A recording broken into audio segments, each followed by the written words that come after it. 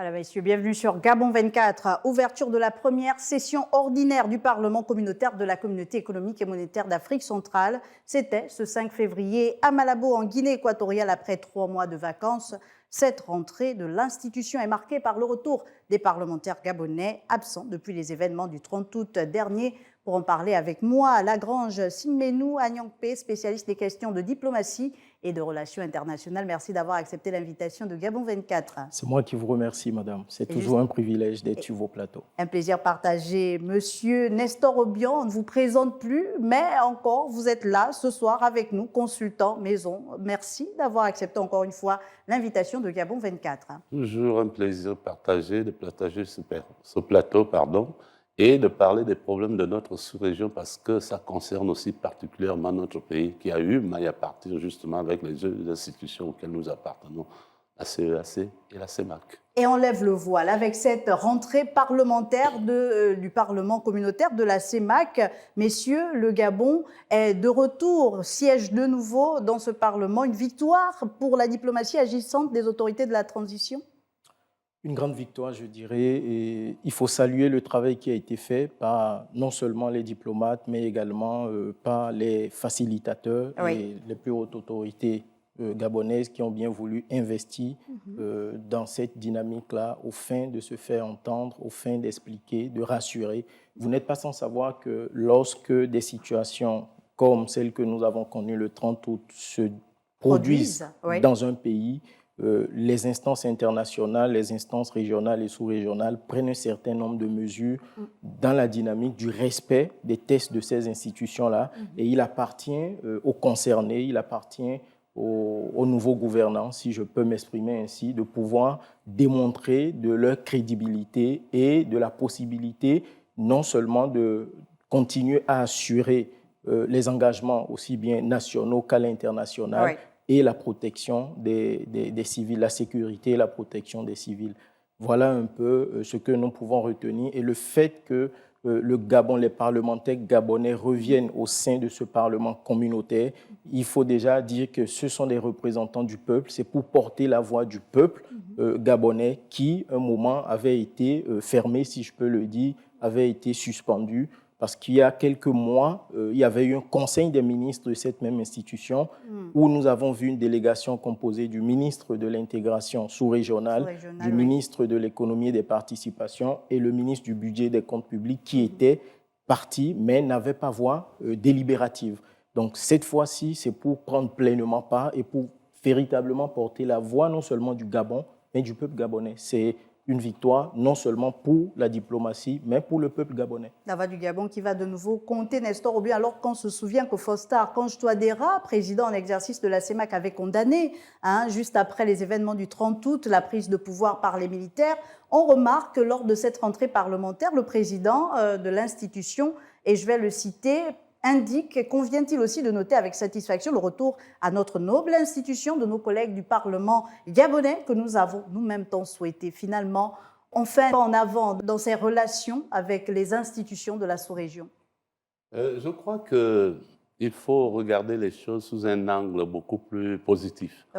Vous savez que le président centrafricain avait été choisi comme facilitateur, en gros médiateur dans la crise gabonaise. Dans la crise gabonaise. Bien. Il a fait un rapport puisqu'il a rencontré toutes les forces vives de la nation, y compris celles de l'opposition. Et il est même allé plus loin, il a rencontré le président Ali Bongo. Ils ont eu un long entretien et à la suite de cela, il a fait un rapport. Puisqu'il fallait se rassurer de l'intégrité physique du président déchu. Donc il a fait un rapport et ce rapport compte pour beaucoup parce que ce rapport est l'émanation de quelqu'un qui a été sur place, qui a fait du visuel et qui fait donc le résumé de ce qu'il apparaît, de ce qu'il a vu. Or, de ce qu'il a vu, nous avons ici toutes les communautés qui sont représentées. Personne n'a été menacé. Nous avons les ambassades, elles aussi font des rapports, ne l'oubliez pas, ce sont des diplomates. Personne n'a été menacé. Nous, la vie économique continue comme par le passé. Ça veut donc dire que le rapport du président Touadéra a servi à quelque chose dans la démarche qui nous paraît celle du retour progressif du Gabon dans ces deux institutions, CEMAC, CEAC.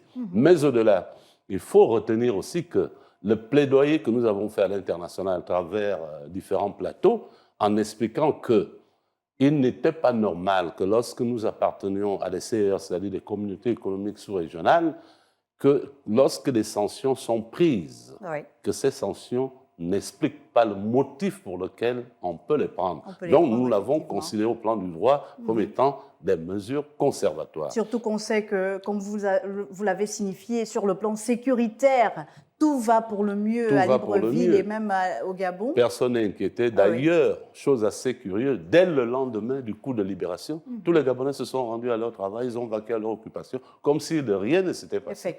C'est donc dire que c'est une victoire diplomatique du président de la République lui-même, parce qu'il s'est investi là-dedans. C'est une victoire diplomatique aussi pour les membres du gouvernement, mais c'est aussi une victoire diplomatique pour les patriotes gabonais qui se sont battus sur beaucoup de plateaux pour essayer d'expliquer sur la base des raisons rationnelles que certaines choses ne devraient pas être faites dès lors que nous vous garantissons que nous ferons ceci. Et depuis lors, le Gabon tient ses engagements, pas seulement au plan de la sous-région, mais au plan international.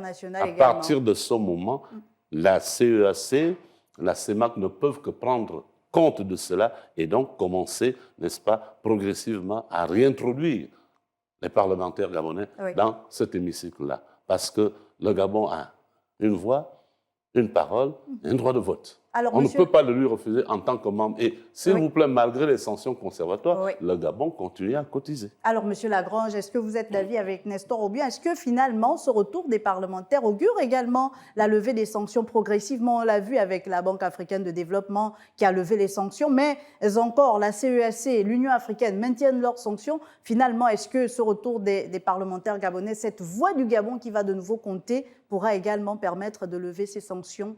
Oui, il faut déjà comprendre que le Gabon est suspendu, mais n'est pas exclu. Très bien. Ce qui veut dire que la porte reste toujours ouverte au dialogue. Et comme vous l'avez dit, comme l'a dit également M.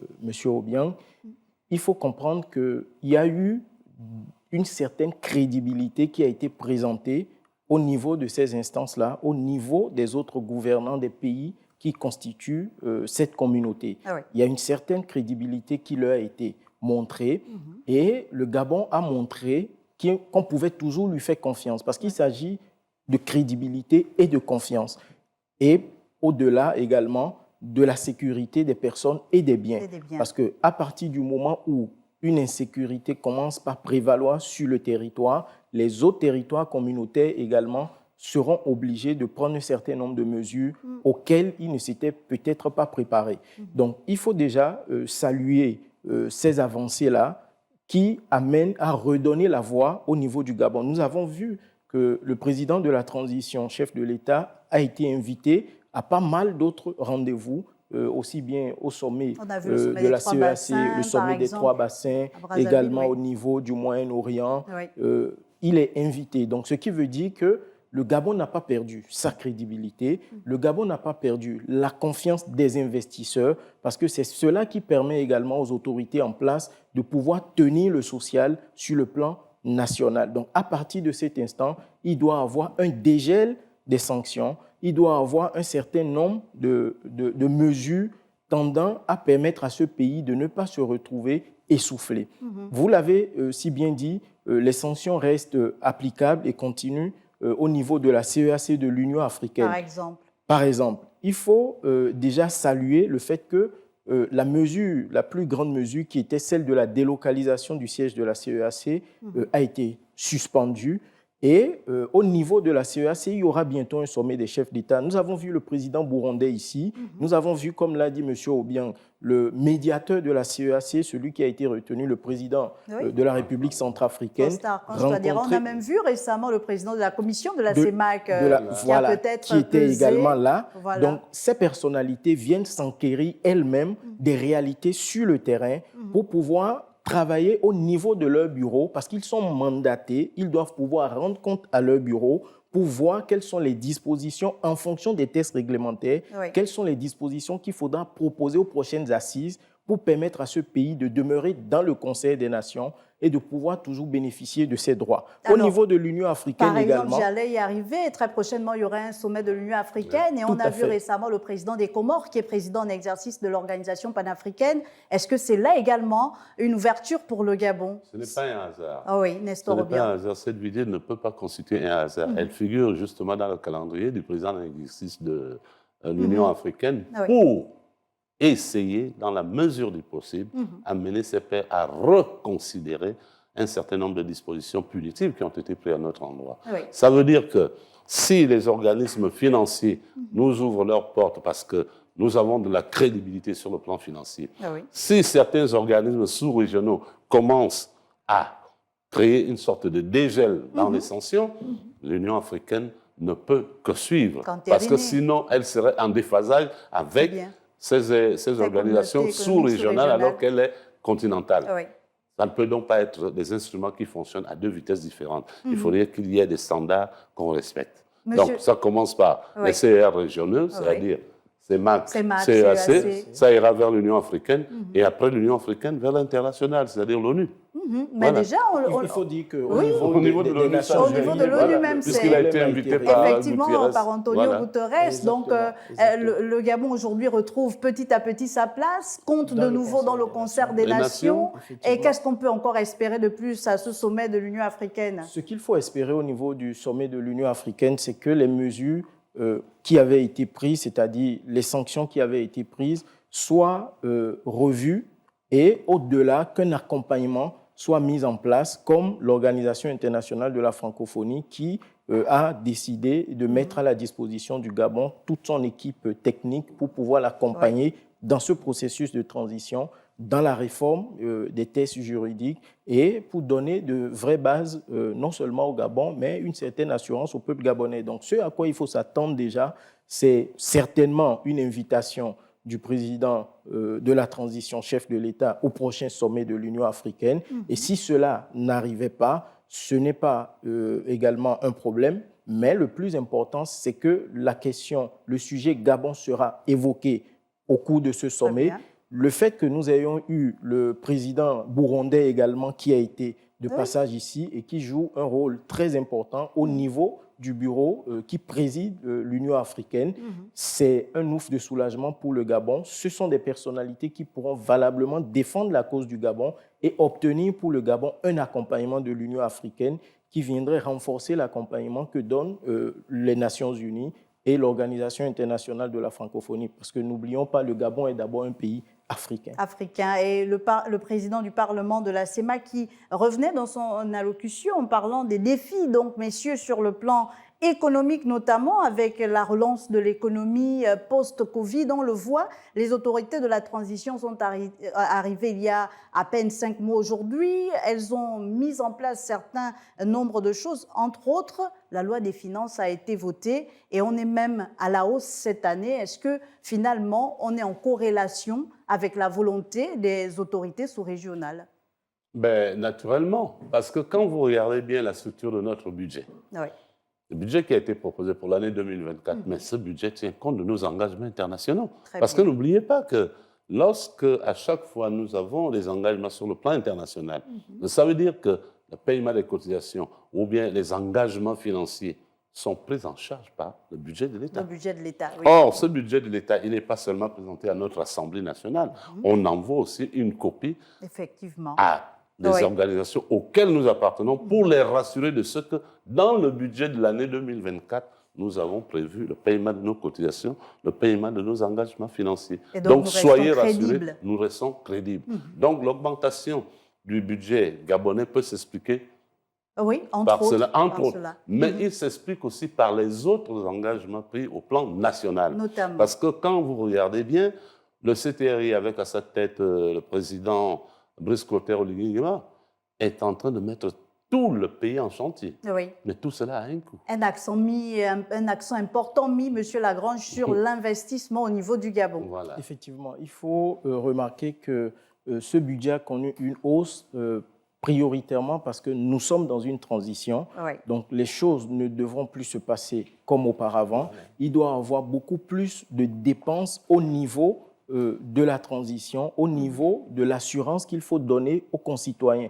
Parce que si la transition a bénéficié de l'appui des populations et que toutes les personnalités médiatrices qui se sont rendues au Gabon ont pu se rendre compte de l'efficacité, de l'effectivité du soutien des populations à la transition, c'est parce que la transition, les responsables de la transition ont pris des engagements vis-à-vis du peuple et sont en train de mettre en œuvre ces engagements sur tous les plans, sur tous les plans, au niveau social, au niveau économique, au niveau sanitaire, au niveau particulièrement des jeunes et des femmes, des jeunes et des femmes qui se plaignaient. La santé, l'éducation sont entre autres pans sur lesquels devrait se pencher le CTRI. Et vous pouvez déjà remarquer d'ailleurs qu'il y a pas mal de changements au niveau des infrastructures, parce que sans infrastructures, nous ne pouvons pas faire de développement. Sans infrastructures, nous ne pouvons pas véritablement nous épanouir.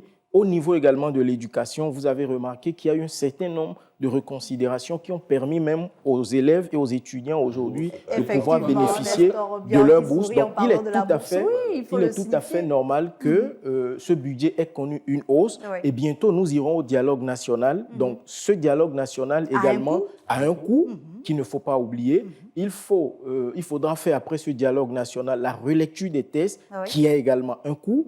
Donc, je crois que la hausse de ce budget est un coup de chapeau, un coup de maître qu'il faut reconnaître aux plus hautes autorités de ce pays. Mais il faut également attirer l'attention sur l'effectivité de donner aux lignes qui ont été prévues, c'est-à-dire aux départements qui ont été prévus, les budgets alloués à ces secteurs-là, comme l'a souligné le Premier ministre à l'endroit des membres de son gouvernement. Et au-delà également, il faut dire que c'est vrai, nous avons, la communauté internationale, nous avons des institutions internationales qui ont décidé d'accompagner le Gabon, mais il faudrait que le Gabon compte sur lui-même d'abord. Donc c'est également la démonstration de ce que nous voulons compter sur nous-mêmes, nous voulons nous donner les moyens. Parce que le budget, il faut dire que ce sont les impôts, ce sont les contributions, ce sont également les aides qui nous seront apportées. Donc, c'est beaucoup plus les contributions, les impôts et les recettes douanières. Donc, il faudra faire un travail au niveau, non seulement du ministère de l'économie et des participations, je crois qu'ils sont dessus, ils sont en train de le faire, pour que les recettes douanières soient à la hauteur des attentes. Trouver des niches pour pouvoir avoir de la ressource. Nestor Obiang voulait réagir sur cette question du budget. Je simplement rappeler aux frères à côté que sur la question budgétaire, un effort important a été pris parce que beaucoup de gens ne l'entrevoient pas. Rappelez-vous qu'il y a encore quelques temps, aucun budget n'était mis en place au mois de janvier au Gabon. Si, oui, c'est cela. Donc, il fallait attendre. Le fait que le président ait donné l'ordre formel que le budget soit mis en place à partir du mois de janvier, ça veut dire ipso facto, mise en exécution aussi à partir de fin janvier. Qu'est-ce que ça veut dire? Ça veut dire qu'il nous ramène au respect de la loi du 1/12e. Parce que l'orthodoxie financière de l'État voudrait que tous les budgets soient consommés suivant la loi du 1/12e. C'est-à-dire que chaque mois, nous devons avoir un bilan sur ce qui a été consommé. Pour qu'on puisse retracer de janvier à décembre, comment chaque département ministériel... Nous, la mise en place, certainement d'un ministère de la planification et de la prospective. Le ministère de la planification aura pour rôle essentiel de planifier ce qui paraît prioritaire et urgent. Mais les autres ministères ont leur fonctionnement propre, qui a aussi besoin de budget pour fonctionner. Derrière... Le contrôle d'État qui sera là pour regarder si les choses se font de manière idoine. Parce qu'à côté du contrôle d'État, vous avez la Cour des comptes. Mais le problème de la Cour des comptes, c'est que sur le plan fonctionnel, la Cour des comptes fait de ce qu'on appelle, en règle financière, les comptes N-1. C'est-à-dire qu'en réalité, son contrôle s'effectue 2 ans après que le budget ait été exécuté. Or, là, maintenant, on voudrait qu'une fois le budget a été exécuté, ça permet en fin d'année de voir à quelle hauteur ça a été exécuté. S'il a été exécuté à 60, à 80, à 90%. Ensuite, ça permet de voir comment il a été exécuté. Est-ce que ça répond à ce qui avait été prévu, auquel cas maintenant, l'année suivante, on peut élaborer un budget qui tient la route parce qu'on sait déjà qu'en ayant testé la loi du 1/12e, comme ça se fait partout ailleurs, les choses pourront mieux marcher parce qu'il y aura des contrôles à toutes les étapes. Il y a ce premier problème-là. Le deuxième problème, c'est qu'au plan de nos engagements internationaux, très bien, le budget aussi a créé une innovation. C'est-à-dire que certaines dépenses au plan international vont être payées par anticipation. Je vous prends par exemple, nous sommes membres de la CEAC et de la CEMAC. Le Gabon, dans le budget, peut dire, bon écoutez, au lieu de payer au moins le mois, moi ce que je vais faire, c'est que je paye d'abord les premiers 6 mois et ensuite les deuxièmes 6 mois. Comme ça, en 2 étapes, j'ai terminé mes cotisations de l'année. Vous voyez, ce sont des innovations qu'on apporte et ce n'est pas sorcier. Il fallait simplement y penser. Parce que quand je regarde que notre jeune frère Maïs Moussi est venu taper là où il fallait taper, comme on dit chez nous. Ça veut dire que c'est des choses qui existaient depuis, mais personne ne voulait le faire. Voilà, on pouvait le faire, la preuve, on est en train de le faire. Donc ça veut dire qu'on peut continuer sur cette lancée et essayer d'obtenir de meilleurs résultats parce qu'en retour, qu'est-ce qu'on attend? C'est la culture du résultat. Très bien. Il faut qu'on atteigne les objectifs que nous nous sommes assignés. Assignés, oui. Oui, c'est un peu ce que je voulais apporter comme complément par rapport à ça. Et cela au niveau du Gabon comme au niveau de la sous-région. Peut-être pour terminer, messieurs, il y a ce qu'on appelle au niveau de la sous-région des projets intégrateurs. L'intégration sous-régionale fait toujours couler beaucoup d'encre et de salive, surtout au niveau de notre sous-région Afrique centrale. Est-ce qu'il faut espérer, avec la transition, avec le vent nouveau qui souffle sur le Gabon, que le Gabon pourrait se maintenir comme étant finalement la locomotive de cette sous-région? Alors, au niveau de l'intégration sous-régionale, les 2 communautés ont été créées. À la base, c'est d'abord ça. Intégration sous-régionale, ensuite intégration continentale. Mais l'intégration sous-régionale devrait se faire sur des axes prioritaires qui soient acceptés par tout le monde. Très bien. Vous voyez, il y a des pays qui, dans la sous-région, refusent l'intégration à cause des problèmes sécuritaires. Par exemple. Par exemple. Je ne les cite pas, vous les connaissez. On a les djihadistes au nord du Cameroun, donc ça inquiète peut-être également des petits États comme le Gabon et la Guinée équatoriale. Voilà. Et il y a d'autres pays qui refusent l'intégration parce qu'ils estiment que leur économie n'a pas encore des critères de convergence qui sont positifs par rapport à ce qu'on demande. Qu'est-ce qu'on demande dans l'intégration économique sous-régionale? C'est que vous ayez un taux de croissance de 3% chaque année. Or là, même avec les meilleures hypothèses, nous atteignons difficilement les 3%. Nous serons à 2,9%. Ce sont les chiffres de la BAC. Ça veut donc dire que le Gabon lui-même, aujourd'hui, en créant les routes, vous voyez par exemple la route qui va vers le Cameroun, celle qui va vers le nord, c'est sûr que celle qui va vers le sud avec le Congo, puisque le Congo est déjà à la frontière, le Gabon devra faire aussi un effort de ce côté-là. Une fois cette intégration routière se fera, d'autres intégrations se feront. N'oubliez pas que le Gabon envisage de créer une compagnie aérienne. C'est aussi un lien de transport aérien. N'oubliez pas que nous allons remettre notre rail, notre chemin de fer en marche. Ça veut dire que nous aurons le plateau passager en dehors du plateau minéralier. Bon, si on continue l'extension de tous ces réseaux, l'intégration, n'est-ce pas? Et ce sera votre mot de fin, Nestor Obiang. Monsieur Lagrange, peut-être pour terminer sur cette question d'intégration sous-régionale. Merci bien, madame. Je dirais que la problématique de l'intégration sous-régionale, elle est non seulement d'actualité, mais elle appartient à l'ensemble de la communauté. Le Gabon fait assez d'efforts au niveau sous-régional pour que l'intégration soit une réalité.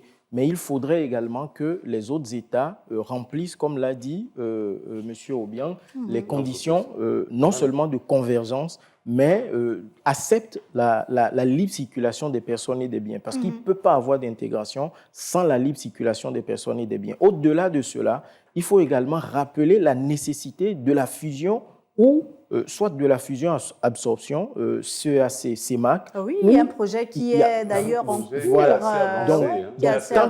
Tant que les États ne s'entendront pas sur la dynamique finale et n'amorceront pas un processus, il n'y aura pas de véritable intégration. Le Gabon travaillera en son sein à être ouvert au processus d'intégration et donnera toutes les garanties, toute la crédibilité de sa disponibilité à une intégration mais si les autres ne font pas les efforts qu'il faut, cela ne sera pas une effectivité. Avec votre permission. Et Rapidement. N'oublions pas que l'intégration sous-régionale signifie aussi une zone de libre circulation économique. Effectivement, c'est pourquoi le projet de la ZLECAf, qui est en train de voir le jour, devrait davantage être appuyé le Gabon par les sous-régions. rapidement ratifié les tests de la ZLECAf et a mis en place une dynamique. Ne peut pas aller sans l'autre, effectivement. Son effectivité aussi bien au niveau national qu'au niveau sous-régional. Donc, comme je le disais, je crois qu'il va falloir que les autres États puissent, comme le Gabon, travailler à respecter leurs engagements, les engagements qu'ils prennent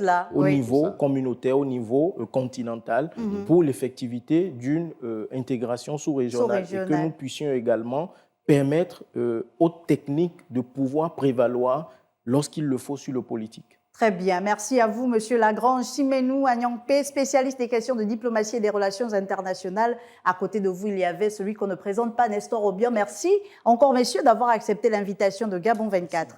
Merci, madame. Merci beaucoup, aux téléspectateurs. Et merci à vous. C'est avec un plaisir renouvelé que moi, personnellement, je pense que mon frère le pense, nous serons là prochainement pour débattre. Pour décrypter l'actualité, un plaisir partagé par nous, journalistes de Gabon 24. Merci à vous, chers téléspectateurs. Je vous dis à très vite sur Gabon 24. Merci.